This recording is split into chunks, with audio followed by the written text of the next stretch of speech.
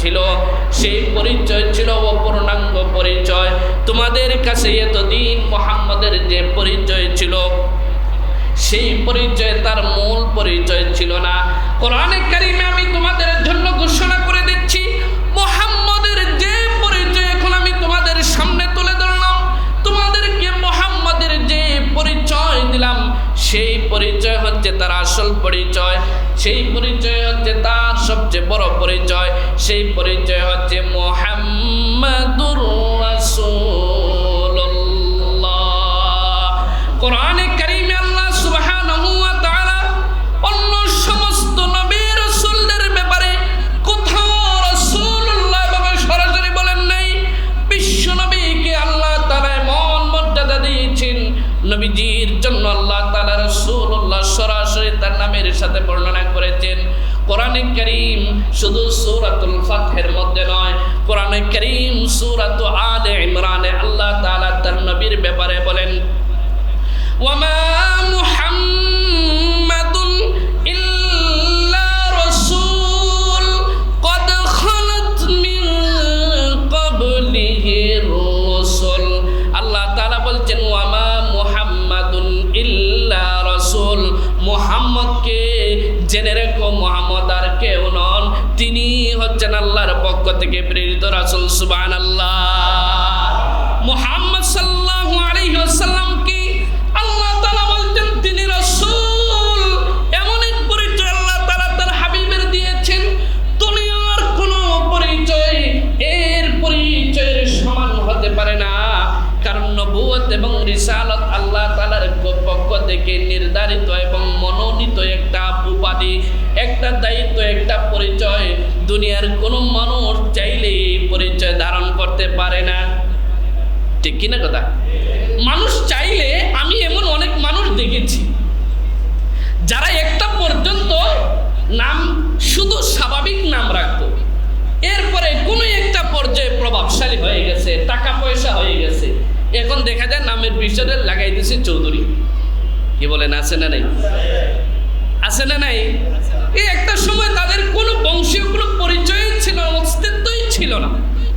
টাকা পয়সা হয়ে গেছে, যে কোনো ভাবে আঙ্গুল ফুলে কলা গাছ হয়ে গেছে, এখন একটু আপনার কি বলে স্ট্যান্ডার্ড নাম যদি না হয়, তাহলে দেখতে কেবল একটা ভাব আসে না, নামের মধ্যে একটা ভাব আসা দরকার, তো নামের শেষে লাগাই দিয়েছে চৌধুরী, মানে একটু আভিজাত্য আনতে চাইছে, অথচ এটা আগে তার নামে ছিল না, বংশীয়ভাবে ছিল না। বলেন, কেউ যদি ইচ্ছা করে তাহলে নবী রাসূল নামের মধ্যে লাগাই দিতে পারে? মানুষ নির্বাচনে দাঁড়ায়, চেয়ারম্যান হয়, এমপি হয়, ওই হয়, সেই হয়, কত কিছু আসে। আবার বিভিন্ন তদবিরে অনেকজন অনেক পদবি ভাগায় নেয়। বলেন, নবী রাসূল কি এমন পদ যে আমি আল্লাহর কাছে নির্বাচনে দাঁড়াইলাম, নির্বাচনে ভোটাভুটির মাধ্যমে এখানে নবী এবং রিসালাত, নবুয়ত এবং রিসালাত নির্ধারিত হয়, এমন উপাধি? আবার নবুয়ত কি এমন উপাধি যে অনেক কিছু বিশেষ গুণাবলী আছে, উপাধি আছে, যেগুলো সাধনা করে উপার্জন করা যায়। যেমন একজন মানুষ খুব নামাজ পড়ে, ইবাদত বন্দেগী করে, আপনার হারাম থেকে বেঁচে থাকে, তো সাধনা করতে করতে তিনি পীর হয়ে গেছে, পীর সাহেব হয়ে গেছে। কি বলেন, আছে না? পীর সাহেব হয়ে গেছে, সাধক হয়ে গেছে। এখন বলেন, নবী এবং রাসূল কি এমন যে একজন খুব সাধনা করলো, সারা জীবন সাধনা করতে করতে যে সাধনার মাধ্যমে সে নবুয়ত অর্জন করতে পারবে? কোনো মানুষ সাধনার মাধ্যমে, কষ্টের মাধ্যমে উপার্জন করতে পারে না, অর্জন করতে পারে না। এমন একটা উপাধি, এমন একটা মহান দায়িত্ব যেটা কোনো মানুষ নির্বাচনের মাধ্যমে অর্জন করতে পারে না। এমন একটা উপাধি, এমন একটা মহান দায়িত্ব যেটা মানুষ বংশীয় এবং গোত্রীয় আভিজাত্যের কারণে অর্জন করতে পারে না। এমন একটা দায়িত্ব, এমন একটা মর্যাদা যেটা মানুষ ধনাঢ্যতার কারণে অর্জন করতে পারে না। তাহলে কিভাবে অর্জন করা যায়? আল্লাহ তাআলা যাকে নবী এবং রাসূল হিসাবে নির্ধারণ করেন, তাকে তিনি নবী এবং রাসূল হিসাবে হন, নির্ধারিত হন, তিনি মর্যাদা সম্পন্ন হন। মক্কার মুশরিকরা বিশ্ব নবীর নবুয়তের ব্যাপারে, নবীজির রিসালাতের ব্যাপারে প্রশ্ন তুলল। কোরআনে কারীমে আল্লাহ সুবহানাহু ওয়া তাআলা বর্ণনা করেছেন, ওয়া ইযা জাআতুহুম আয়াতুন ক্বালু লান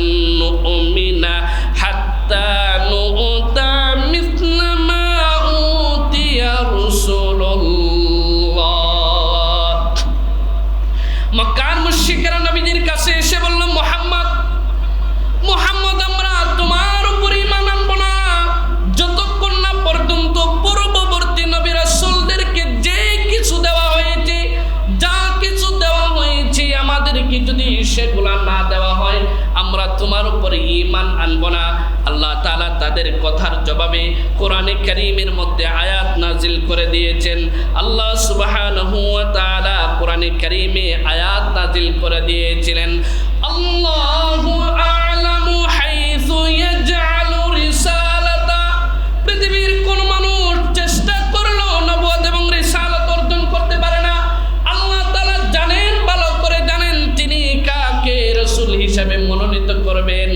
আল্লাহ তাআলা ভালো করে জানেন কাকে নবী হিসেবে মনোনীত করবেন। সুতরাং এত কথা বলার প্রধান উদ্দেশ্য হচ্ছে আল্লাহ সুবহানাহু ওয়া তাআলা নবীর যে বড় পরিচয় দিয়েছেন সেই পরিচয় হলো রাসূল। কোরআনে কারীমে আল্লাহ সুবহানাহু ওয়া তাআলা সূরাতুল আহজাবে উল্লেখ করেছেন, মা কানা মুহাম্মাদুন নাবা আহাদিন মির রিজালিকুম ওয়ালাকির রাসূলুল্লাহ। আল্লাহ তাআলা সূরাতুল আহজাবে নবীর পরিচয় উল্লেখ করেছেন, মা কানা মুহাম্মাদুন নাবা আহাদিন মির রিজালিকুম। মুহাম্মদ কোন পুরুষের পিতা নন, তাহলে তিনি কে? আল্লাহ তাআলা বলেন ওয়ালাকির রাসূলুল্লাহ, কিন্তু মুহাম্মদ সাল্লাল্লাহু আলাইহি ওয়াসাল্লাম হলেন রাসূলুল্লাহ, আল্লাহ তাআলার পক্ষ থেকে নির্ধারিত রাসূল। আল্লাহ তার নবীর পরিচয় কোরআনে কারীমে যেগুলো দিয়েছেন এর মধ্যে বড় পরিচয় আল্লাহ প্রধানতম পরিচয় দিয়েছেন রাসূল মুহাম্মাদুর রাসূলুল্লাহ। মুহাম্মদ সাল্লাল্লাহু আলাইহি ওয়াসাল্লাম হচ্ছেন আল্লাহর রাসূল, আল্লাহ তাআলা তাকে রিসালাত দিয়েছিলেন। তাহলে আমরা আজকের আলোচনা থেকে কোরআনে বর্ণিত রাসূলের যে পরিচয়গুলো আছে, প্রথম পরিচয় পেলাম কি পেলাম? প্রথম পরিচয় রাসূলের প্রথম পরিচয় কি? রাসূলুল্লাহ, তিনি আল্লাহ তাআলার রাসূল, তিনি আল্লাহ তাআলার রাসূল। আল্লাহ তাআলা তাকে রিসালাত দিয়েছেন, আল্লাহ তাআলা তাকে নবুয়ত দিয়েছেন, সেটা আল্লাহ তাআলা নিজের রাসূলকে পরিচয় করে দিয়েছেন। সম্মানিত ভাইরা, আমি সংক্ষেপে আপনাদের সামনে একটা বিষয় সচেতনতার জন্য আপনাদের সামনে এবং আমাদের মৌলিক অধিকার এবং দাবিগুলোর একটা আপনাদের সামনে তুলে ধরতে চাই। সেটা হচ্ছে কয়েকদিন আগে সরকারিভাবে প্রজ্ঞাপন জারি হয়েছে যে প্রাইমারি স্কুলগুলোতে গানের শিক্ষক এবং শরীরচর্চার শিক্ষক নিয়োগ দেওয়া হবে। প্রাইমারি স্কুলগুলোতে গানের শিক্ষক নিয়োগ দেওয়া হবে। বাংলাদেশে কম বেশি মোট 65,000 প্রাইমারি স্কুল আছে। সেই প্রাইমারি স্কুলগুলোতে লক্ষ লক্ষ আমাদের সন্তানেরা, আমাদের শিশুরা পড়ালেখা করে। এই প্রাইমারি স্কুল এবং প্রাইমারি শিক্ষাটাই হচ্ছে তার জীবনের যত শিক্ষা, তার পুরো জীবনের বেস, পুরো জীবন এটার উপরই নির্ধারিত, এটার উপরই বেস করে। এখন প্রাইমারি স্কুলগুলোতে দীর্ঘদিন থেকে যে সিলেবাস আছে, সেই সিলেবাসগুলোর একটা সিলেবাস ইসলাম শিক্ষা ও নামকাওয়াস্তে হলেও আছে। তো দীর্ঘদিন থেকে এদেশের ধর্মপ্রাণ গণমানুষের একটা দাবি ছিল যে প্রাইমারি স্কুল থেকে বিশেষায়িত ধর্মীয় শিক্ষক নিয়োগ দেওয়ার জন্য।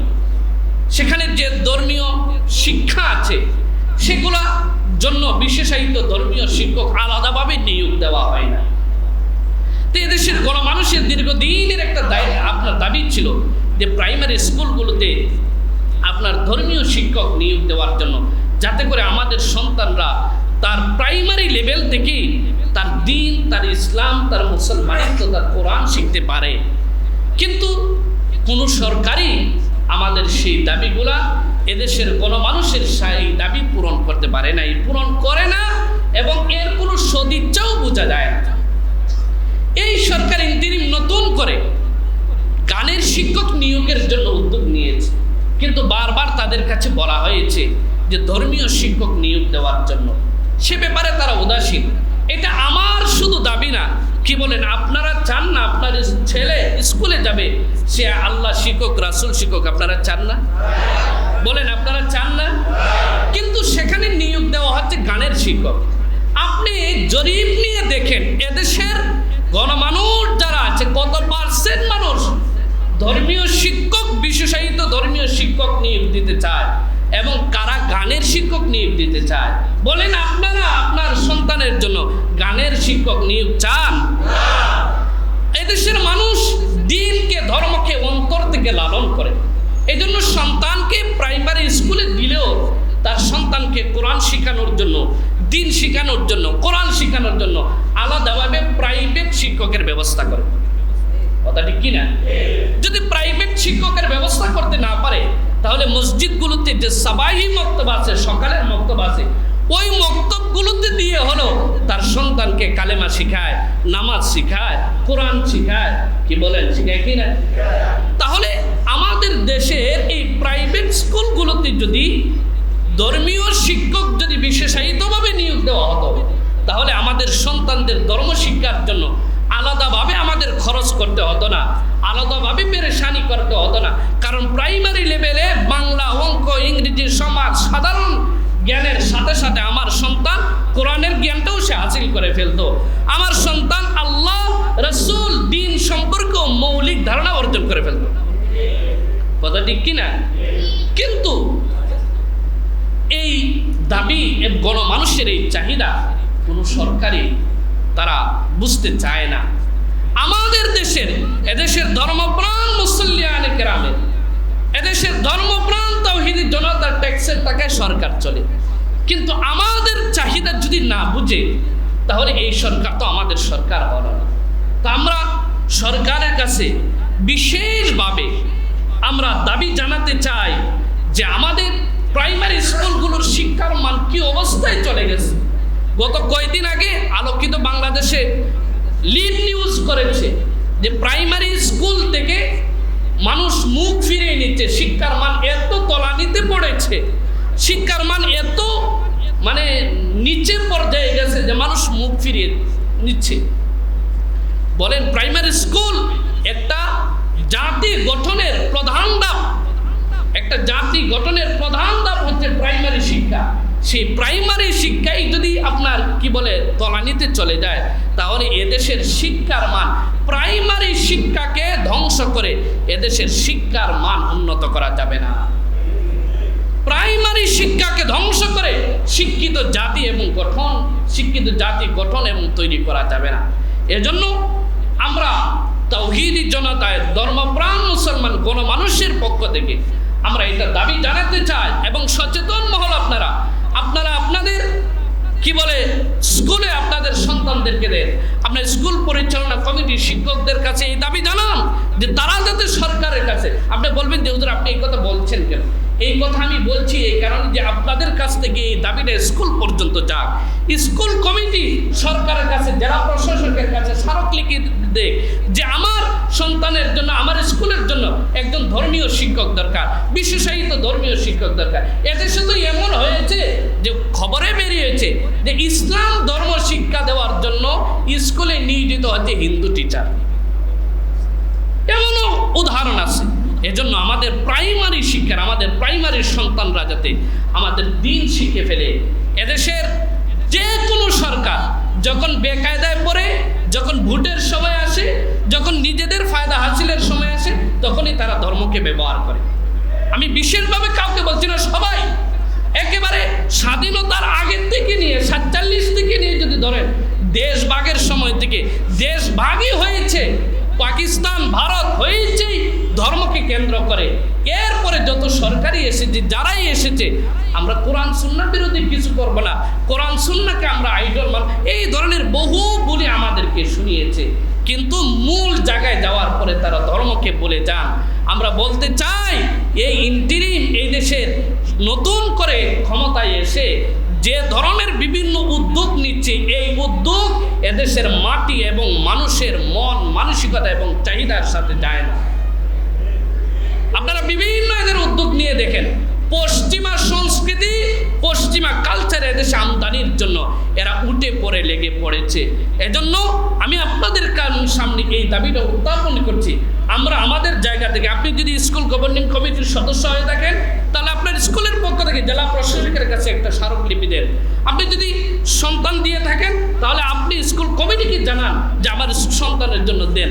সারা দেশ থেকে যদি এভাবে যায়, তাহলে সরকার বাধ্য হবে আমাদের প্রাইমারি সেক্টরটাকে যাতে ধ্বংস করে না দেওয়া হয়, এই দেশের প্রাইমারি সেক্টরের শিক্ষাটা যাতে উন্নত হয়, আমাদের সন্তানরা যাতে স্কুল থেকে আল্লাহ খোদা শিখে ফেলতে পারে, এই উদ্যোগ নেওয়ার দরকার আছে না নাই? আল্লাহ সুবহানাহু ওয়া তাআলা আমাদেরকে কথাগুলো বুঝার, আমল করার তৌফিক দান করুন। সংক্ষেপে আমাদের যে কমিটি গত হয়ে গেছে, গত কমিটির সম্মানিত সভাপতি সাহেব আপনার